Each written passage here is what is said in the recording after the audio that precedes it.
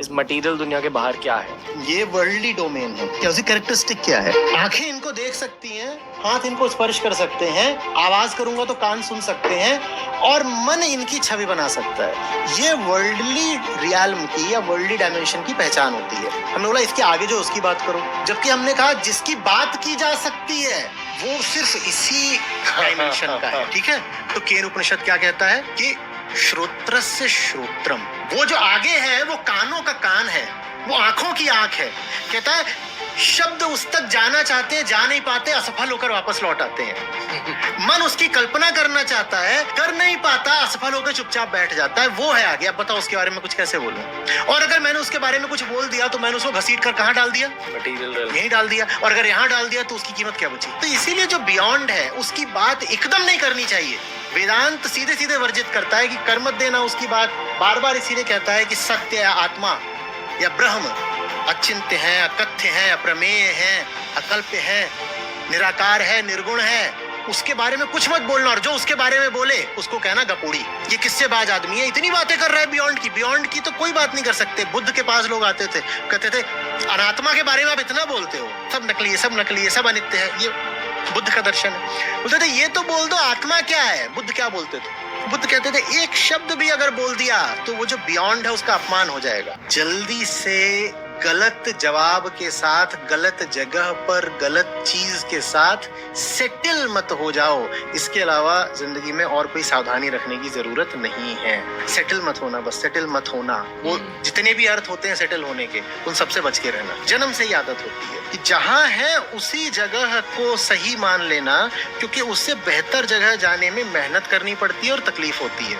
और जिस जगह पर हो उससे रिश्ते नाते जुड़ गए होते हैं, वहां पर एडजस्टमेंट हो गया होता है, तो हम वहीं पर टिक जाना चाहते हैं। मैं उस आशय में कहना चाह रहा हूँ, just don't settle down too easily, keep moving, keep moving. और उस मूवमेंट का तरीका है, because you asked for a method, सवाल पूछना, जिज्ञासा, इंक्वायरी।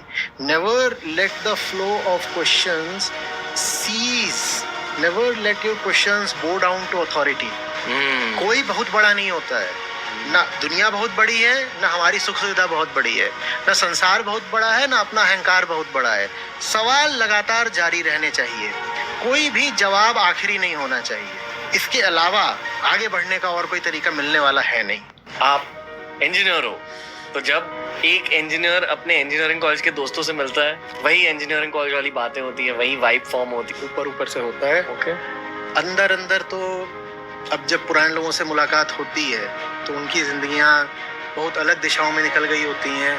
आमतौर पे मेरे पास आते हैं, उन्होंने मेरी कोई किताब पढ़ ली होती है या वीडियो देख लिया होता है, तो वो भी इसीलिए आते हैं क्योंकि उनको कोई बात करनी होती है। तो हाँ, बात की शुरुआत ऐसे ज़रूर हो सकती है, वो आ गया, ऐसा ये याद है, वो याद है, तो 2-4 मिनट के लिए एक तरह की आइस ब्रेकिंग हो जाती है इस तरीके से। लेकिन जो असली बात होती है वो ये नहीं होती कि पुरानी यादें ताज़ा करो। असली बात ये होती है कि अभी उनकी ज़िंदगी में जो गुत्थियां हैं उनको सुलझाया कैसे जाए। काम बसना के कारण मेरे से कुछ साल पहले कुछ बहुत बड़ी गलती हो गई थी। कुरुक्षेत्र में अर्जुन तरकश से बाण निकालना, प्रत्यंचा खींचना, लक्ष्य साधना और विद्युत गति से बाण वर्षा करना, ये नृत्य है। और कौन नचा रहा है अर्जुन को? कृष्ण नचा रहे हैं। तो 18 दिन तक समझ लो अर्जुन नाच ही रहे हैं। वो 18 दिन अर्जुन को काम वासना का ख्याल आया होगा। और अर्जुन सा व्यक्तित्व, वो तो जहाँ जाते थे उनको नारियां उपलब्ध हो जाती थी, आके स्वयं आके प्रणय निवेदन करती थी। महाभारत में कितने ही उल्लेख है। अर्जुन के पास आए, भीम के पास आए, अर्जुन को कोई सुध, अर्जुन को एक क्षण का भी ख्याल, ये सब बातें, काम वासना या कोई और नशा या कोई और उपद्रव, कोई मतलब इन बातों से? क्यों नहीं मतलब? कृष्ण नचा रहे हैं, अर्जुन नाच रहे हैं, यहाँ किसको याद आएगी अपनी देह की और नारी देह की? नाचने का मतलब है सार्थक कर्म। अब तुम काम करोगे, काम वासना या कोई और नशा या कोई और उपद्रव, कोई मतलब इन बातों से? नहीं सर। जिम्मेदारी उठाओ, और जिम्मेदारी नहीं उठाओगे तो मैं तुम्हें कुछ भी बता दूं, तुम बड़े से बड़ा ग्रंथ पढ़ लो, कोई भी और उपाय लगा लो, कुछ काम नहीं आएगा। शर्मा ने वर्मा से धर्मा की बीवी के बारे में क्या कहा?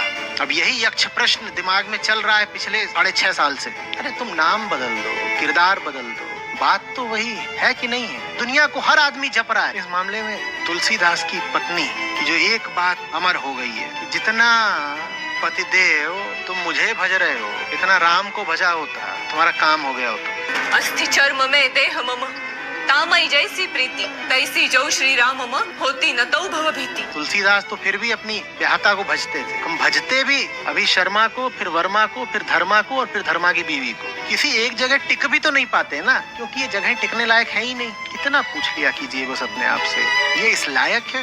ये इस लायक है क्या कि इसका इतना ख्याल करूं? ट्रेन छूट गई, चोरी हो गई, ये बात इस लायक है क्या कि इसका इतना ख्याल करूं?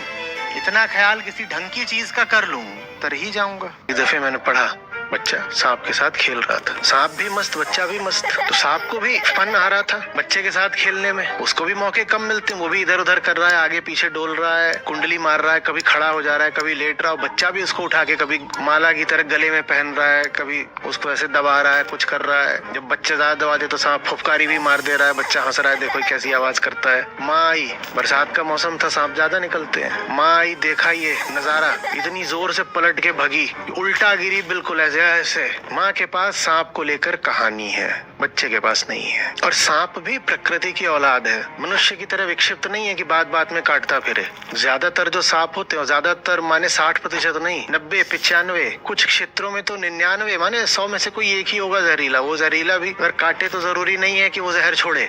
95 में आया था कैंपस में, IIT में। बड़े बड़े प्रांत थे भारत में उस समय, जहाँ से हमारे हॉस्टल में 1-2 ऐसे उड़ीसा से रहा होगा कोई, एक आध कोई रहा होगा, उतना भी नहीं मालूम। बिहार से भी बहुत ज्यादा लोग नहीं थे। हॉस्टल में जो सबसे बड़ा दल था, कंटिंजेंट, वो किसका था मालूम है? दिल्ली वालों का। तुम ऐसी जगह पैदा हुए हो जहाँ गरीबी थोड़ी कम है। वहाँ वो जो यूपी का है, उसके पास स्कूल की फीस देने के पैसे नहीं है, वो जाके कोचिंग की फीस कैसे देगा? तुम यहाँ सिर्फ इसलिए पहुंच गए हो क्योंकि 95 का जेई मुश्किल से 1.5 लाख लोगों ने दिया था। 1.5 लाख लोगों ने दिया था और करीब 1,500 उसमें से सफल हो गए थे, 1%। वो 1.5 लाख लोगों की जगह 20 लाख लोगों ने दिया होता तो तुम्हारा क्या होता? तो तुम्हारा जो सिलेक्शन है उन 18.5 लाख लोगों की वजह से, जो बेचारे कभी जेई दे ही नहीं पाए। लड़कियां इतनी तो नहीं बेवकूफ होती, उसको 10वीं के बाद पढ़ने ही नहीं दिया गया, वो जेई क्या क्लियर करेगी? पहले तो समझो कि जिंदगी में कौन सी चीज है तुम्हारे लिए जो सचमुच जरूरी है, और फिर ये मत देखो कि दूसरे उस चीज में कहां पर खड़े हुए हैं। जिस राह तुम्हें जाना है पहले ये तय करो और ये पूछो कि इस राह पर मैं कल कहाँ था और आज कहाँ पर हूँ। अपने आप से पूछो। एक सज्जन है, वो बताते हैं कि मरने के बाद हिंदुओं में 13-14 दिन तक क्रियाएं इसलिए चलती रहती हैं क्योंकि मरने के बाद भी 13-14 दिन तक कुछ आदमी जिंदा रहता है। और इसका प्रमाण ये है कि मरे हुए आदमी के नाखून और बाल बढ़ते रहते हैं। मरे हुए आदमी के नाखून और बाल बिल्कुल नहीं बढ़ते। हाँ, नाखून बढ़ते हुए इसलिए लगते हैं क्योंकि उंगली सिकुड़ती है, उंगली की खाल सिकुड़ती है। जब मर जाओगे तो पानी उड़ता है ना, जब मरोगे तो उंगली सूखेगी, जब सूखेगी तो ये जो खाल है पीछे को जाएगी, तो ऐसा लगता है जैसे नाखून बढ़ाया हो। तो उसको बता दिया गया कि नाखून बढ़ रहे हैं मरने के बाद भी, 14 दिन तक बढ़ते रहते हैं, ऐसा बोल दिया गया। सिर्फ इसलिए क्योंकि हमें विज्ञान की समझ नहीं, हमें शरीर के बारे में जो शोध है वो पढ़ा ही नहीं। तो फिर कोई भी आकर के हमको बुद्धू बना जाता है। तो बड़े बड़े लोग इन चक्करों में पड़ रहे हैं। थोड़ी सी अगर समझ होती वर्ल्ड की, मटेरियल की, साइंस की, तो आप इन चक्करों में नहीं पड़ेंगे। विनय बसु एक बहुत जबरदस्त जवान क्रांतिकारी थे और उनके साथ नाम अमर है बादल गुप्ता और दिनेश गुप्ता का। Battle of the veranda, Calcutta की राइटर्स बिल्डिंग, वहां पर ये तीनों युवा क्रांतिकारी घुस गए थे। और IG सिम्पसन था जिसने बहुत दमन कर रखा था भारतीयों का और जेलों में बंद क्रांतिकारियों, वहां उसको गोली मारी। और उसके बाद बड़े सशक्त पुलिस बल से कुछ देर तक लोहा लेते रहे। उसके बाद तीनों अपनी मर्जी से शहीद हो गए। और विनय बसु ने खुद को गोली मारी, उसके बाद भी जिंदा रह गए। अंग्रेजों ने पकड़ करके अस्पताल में भर्ती कराए। उनको जहां गोली लगी थी वो उस जगह को जानबूझ करके अपने हाथों से लगातार खोदते रहे जब तक उनकी मौत नहीं हो गई। ये भी तो एक जवान आदमी है ना। और इनके साथ 2 टीनेजर थे, 18-18 साल के ये लड़के थे। इनके बारे में क्यों नहीं पता है हमारे आज के टीनेजर्स को? क्या वजह है? और ये बड़ी जबरदस्त कहानी है। टीनेजर्स की भाषा में कहें तो इम्प्रेसिव भी है और इंस्पिरेशनल भी है। बॉक्सिंग रिंग में देखा है, 2 बॉक्सर्स होते हैं, उनमें से कई बार एक पीछे हटता पीछे हटते फिर अचानक वो क्या करता है, पट से मारता है। और पीछे हटते ही जाए तो क्या करेगा? नहीं, रस्सी है, रस्सी पे कूद जा, नीचे गिर जा और 4 लोगों से बोल मुझे टांग के ले चलो, मैं तो दुर्बल हूँ। और दुर्बलता का कोई इलाज नहीं है। दुर्बलता तो अपने को ही बताया हुआ अपना ही कॉन्सेप्ट है। सबसे खूबसूरत दृश्य होता है जब एक आदमी अपनी तमाम कमजोरियों के बावजूद खड़ा हो जाता है कह के मैं मजबूत हूँ। और जब तुम घोषणा कर देते हो ना मैं मजबूत हूँ, तो मजबूत हो भी जाते हैं। बाहर की मांसपेशियां बनती हैं अभ्यास से और भीतर की मांसपेशियां बनती हैं उद्घोष से, डिक्लेरेशन। बाहर मजबूत होने के लिए क्या करना पड़ता है? डंबल उठा करके उससे अभ्यास कर रहे हो, है ना? वैसे ही भीतर से मजबूत होने के लिए बार बार उद्घोष करना पड़ता है, मैं मजबूत हूँ, मैं कमजोर नहीं हूँ, मुझे दुर्बल नहीं रहना। बस बात खत्म। पौराणिक कथा है, तो महादेव बैठे थे तो सब आ गए उनके पास, देवता लोग। ये देवता आपस में बहुत, जब दानव नहीं मिलते तो ये आपस में ही लड़ जाते हैं। तो ये सारे के सारे अपने अपने वाहन लेके आ गए। हमारा फैसला नहीं हो पा रहा है हम में से किसका वाहन सबसे बढ़िया। जैसे बच्चे, मेरी साइकिल की उसकी। तो महादेव भी चौंके होंगे, बोले होंगे कौन इनका निपटारा करे। बोले काम करो, जाओ पूरी पृथ्वी का चक्कर लगाओ, जिसका वाहन सबसे बढ़िया होगा सबसे पहले लौट आएगा। सारे निकल गए। उसमें हमारे गणेश जी भी आए हुए थे, उनके पास चूहा। बोले ये पिताजी ने मेरे ही खिलाफ किस तरह की प्रतियोगिता रख दी। ये तो कोई बड़े हाथी पर है, कोई द्रुत पक्षी पर है, कोई किसी पर है, सबके पास अपने अपने जबरदस्त है, मेरे पास चूहा, तो मैं तो किसी गिनती में ही नहीं आऊंगा। तो सब निकल गए। जब सब निकल गए तो गणेश जी तो बोले अब मैं बताता हूँ। उन्होंने शिव जी का ही चक्कर मार दिया, वहीं अपना मस्त बैठ गए, लड्डू खाने लगे। तो ये सब हांफते हूँफते लौटे। थोड़ी देर में सब देवता लोग अपना अपना परिक्रमा करके तो सब आ गए। तो देखते यहाँ पहले ही बैठे बोलते तुम क्या कर रहे हो यहाँ पे? तो मेरा हो गया। महादेव ने पूछा कैसे तुम्हारा? बोले आप ही हैं, आपकी परिक्रमा कर ली, पूरा ब्रह्मांड तो आप ही, आपकी कर ली तो सब जगह की हो गई। और फिर महादेव ने फैसला दिया, बोले यही है, सर्वश्रेष्ठ यही है, बाकी तुम सब अपने अपने वाहन रखे रहो। सबसे अग्रणी देव तो गणपति ही रहे, क्योंकि तुमने स्थूल दौड़ लगाई और इन्होंने सूक्ष्म बात पकड़ ली, और जो सूक्ष्म पकड़ेगा वो स्थूल से सदा जीतेगा। नियम है ये। तो कृष्ण की बात है कि कर्म योग कहाँ से आना है? आत्मज्ञान से आना है। तो कर्म से पहले क्या होना चाहिए? ज्ञान।